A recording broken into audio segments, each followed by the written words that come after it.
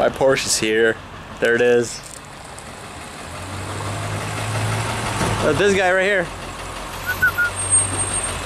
Wrong house.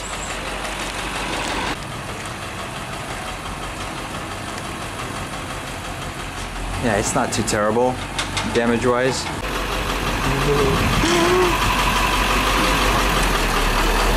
She goes. My little toy.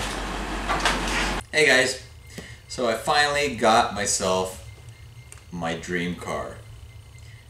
Okay, maybe it's not the dream car. I've always wanted the 911, truth be told.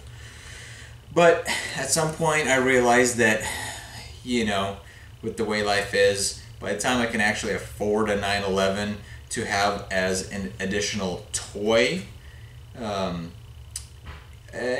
might be 50 years old, and I didn't want to do that. So what I then started looking at is the Porsche Boxster. And the more I researched, the more I watched YouTube videos about them, the more I fell in love with it and its price point.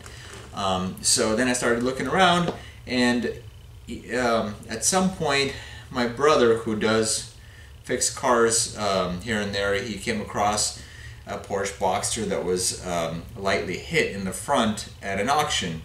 And I kind of looked at it and I'm like, well, I don't know, maybe I should, maybe I shouldn't.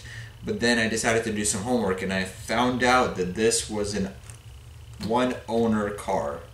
And it is pretty cool because I reached out to the mechanic and talked to him. Then I was able to find the actual owner that wrecked it, and he told me some more stuff about it. And basically it turns out it's got newer, recently installed clutch. Everything's been kept up on it. It was detailed throughout its life. It's got newer tires. It's got really awesome wheels.